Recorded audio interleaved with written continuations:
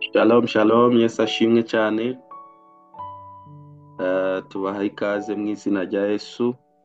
Imana ibaho umugisha, mwebwe mwese Imana ishoboje kuzinduka ku gicaniro. Abo turi kumwe live kuri Zoom, Yesu abaho umugisha mwinshi cyane.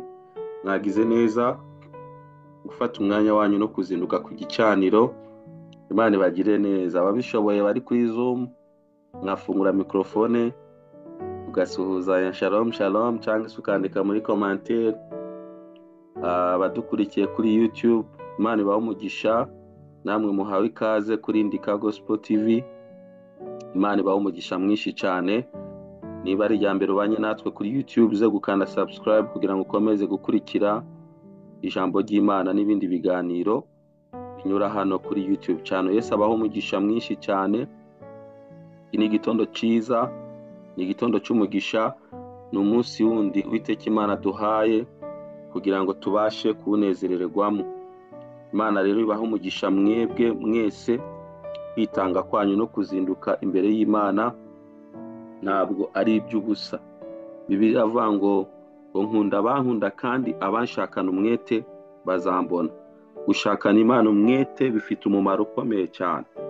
Gushakana Imana umwete ni ukuzinduka mu gihe biba bitoroshe, gufata igihe cyo kuba imbere y'Imana mu bihe nyine bitoroshe. Aya masaha abantu wenda baba bari kwitegura bajya mu kazi, abandi baba basinziriye, ariko twebwe tukavuga ngo tugomba kuba imbere y'Imana. Rero Imana ibibahera umugisha mwinshi cyane, kandi inyota dufite yo gushaka Imana ikomeze kugwira mu buzima bwacu. Nagira ngo dushime Imana, ubundi tuze gusoma ijambo ry'Imana ry'uyu munsi. Imana dushize ku mutima.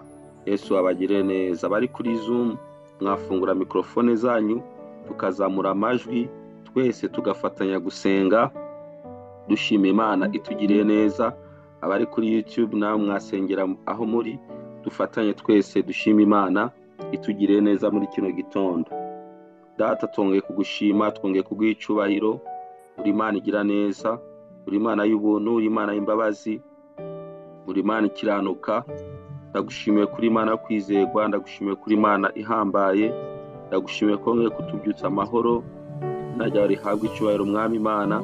Tugushimiye ko waturinze, tugushimiye ko watugiriye neza, ukongera kuduha undi munsi turi amahoro, duhumeka umwuka w'abazima. Izina ryawe Mwami Imana rihabwe icyubahiro. Ndagushimiye ku bwa bene data turi kumwe, haba kuri Zoom haba kuri YouTube. Reka umugisha wawe Mwami Imana ubabeho, kandi imbaraga zawe zikomeze kurema amashimwe mu buzima bwacu. Ukomeze kubana natwe no kutugira neza. Ijambo ryawe rigira imbaraga mu mitima yacu, kandi rihindure byinshi muri twebwe, rireme ibitangaza. Pawulo yaravuze ngo ijambo ryawe ngo rifite imbaraga, rifite ubutware Mwami, kandi ngo riha wizeye wese agakiza. Reka Mwami twizere ijambo ryawe muri kino gitondo, rituremera amashimwe. Urakoze Mwami Imana, icyubahiro cyose gikomeze kuba icyawe mu izina rya Yesu Kristo, amen. Imana ibahe umugisha, Imana ibagire neza. Reka dusome muri Matayo igice cya 14, duhere ku murongo wa 22 cyangwa se wa 22. Afite Bibiliya hafi, tuzifungure dusome muri Matayo igice cya 14, duhere ku murongo wa 22 cyangwa se 22. Yesu abaho umugisha mwinshi cyane. Ijambo ry'Imana yavuga muri Matayo igice cya 14:22. Biravuga ngo uwo mwanya ahata abigishwa be ngo bikire mu bwato babanze hakurya, amare gusezera abantu. Amaze kubasezera aragenda, azamuka umusozi wenyine ajya gusenga. Bwari bugorobye ariyo wenyine. Ariko ubwato bugeze imuhengeri, buteraganywa n'umuraba, kuko umuyaga ubaturutse imbere. Nuko mu nkoko aza aho bari, agendesha amaguru hejuru y'inyanja. Ariko abigishwa bamubonye agendesha amaguru hejuru y'inyanja, bahagarika imitima, batakishwa n'ubwoba bati ni umuzimu. 27. ariko uwo mwanya Yesu avugana nabo ati nimuhumure ni jyewe mwitinya. Haleluya. Petero aramusubiza ati mwami niba ari wewe untegeke nza aho uri ngendesha amaguru hejuru y'amazi. Aramusubiza ati ngwino. Petero ava mu bwato agendesha amaguru hejuru y'amazi ngo asange Yesu, ariko abonye umuyaga ko ari mwinshi aratinya, atangiye kurengerwa arataka ati databuja nkiza. Uwo mwanya Yesu arambura ukuboko kwe amufata ukuboko. Haleluya. Aramubwira ati yewe ufite kwizera guke we, niki gitumye ushidikanya? Baratambuka bajya mu bwato, umuyaga uratuza. Abari mu bwato baramupfukamira baramubwira bati nukuri uri umwana w'Imana. Imana ishimwe cyane. Baramubwira bati nukuri uri umwana w'Imana. Aya ni amagambo meza dusomye muri kino gitondo atugaragariza uburyo Yesu ari umunyembaraga, Yesu akomeye, Yesu afite ubutware, Yesu haleluya afite imbaraga hejuru y'ikintu icyo ari cyo cyose. Abigishwa ba Yesu bafashe urugendo bagenda bonyine basize umwami, bamusiga ku gasozi, bajya mu bwato bakora urugendo rutari ruto. Igitangaje nuko ubwato bari barimo Bibiliya yatubwiye ngo bwatewe n'umuyaga mwinshi cyane, kandi uyo muyaga waje ubaturuka imbere, ntabwo waje ubaturuka inyuma, waje ubaturuka imbere. Ibi ngibi biratugaragariza neza ko hari ibibazo biza bigana ubuzima bwacu, kandi akenshi ibibazo biza bitugana biduturutse imbere tutabyiteguriye, bikaza bisa nk'aho bidutunguye. Imana ishimwe cyane.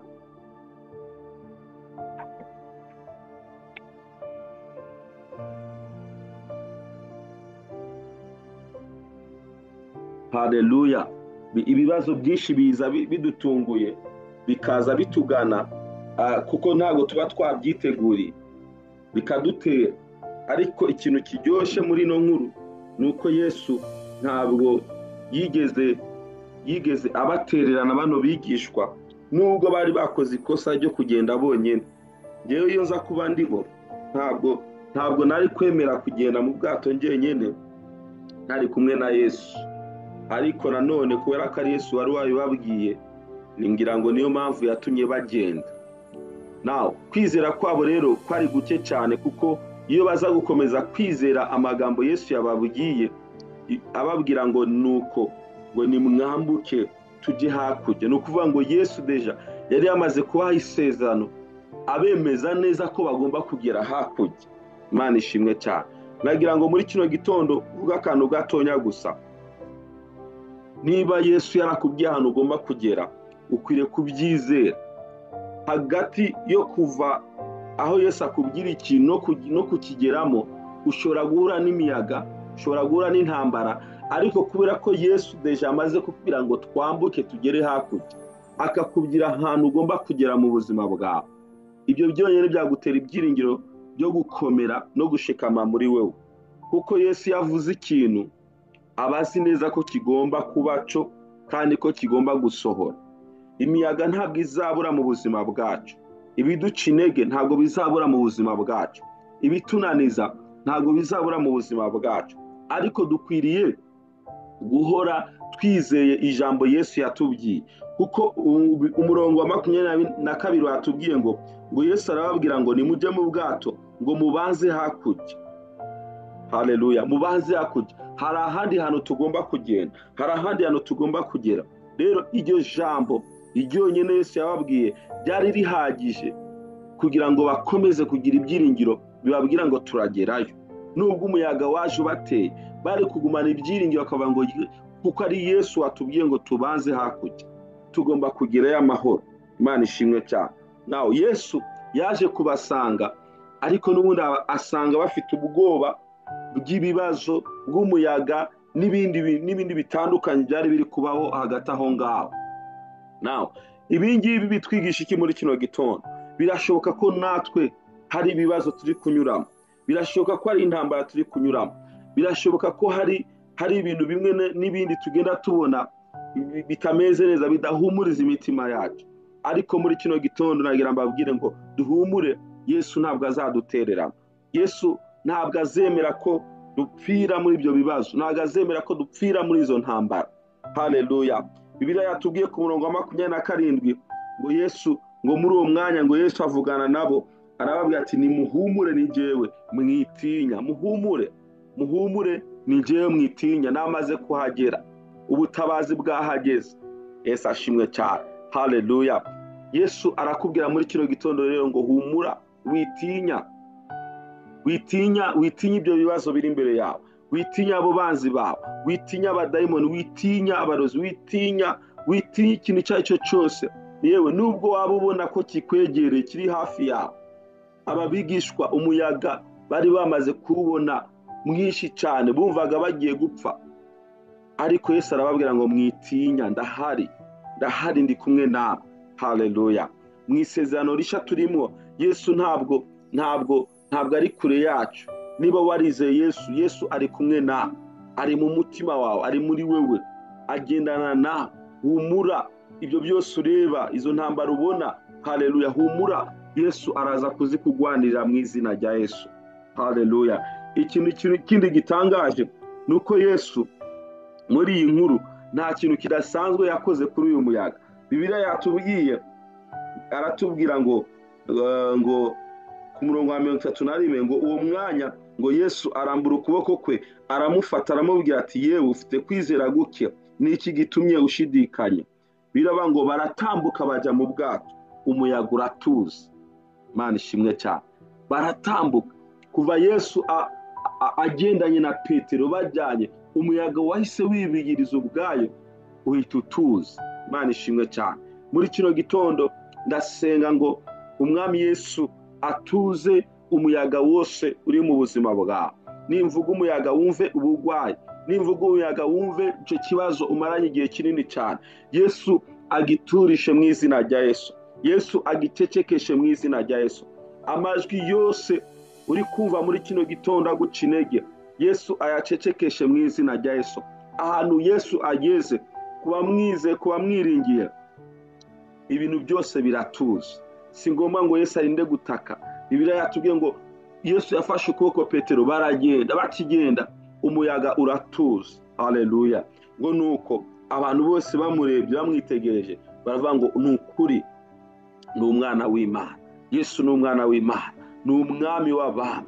Yesu araganje, Yesu arakomeye. N'inyanja iramwumvira, n'umuyaga uramwumvira, ibiti biramwumvira, ibyaremwe byose biramwumvira. Nta kintu na kimwe kitumvira Yesu. Muri kino gitondo ikintu cyose kikuzengereje, ikintu cyose kikuremereye muri wewe, ndasenga ngo Yesu, haleluya, agiturishe, agicecekeshe, wongere wakira amahoro mu mutima wawe, wongere wumve ibyishimo bigaruka mu buzima bwawe, wongere wumve, haleluya, uguwe neza mu mutima wawe. Imana ishimwe cyane. Rero naje kukubwira muri kino gitondo ngo humura, witinya, Yesu ari kumwe nawe, kandi ntabwo ari bwemere ko ibyo bibazo bigutsinda, ntabwo ari bwemere ko iyo ngwara ikwica, ntabwo ari bwemere ko izo ntambara zikunesha. Oya, humura witinya, humura witinya, Yesu ari kumwe nawe.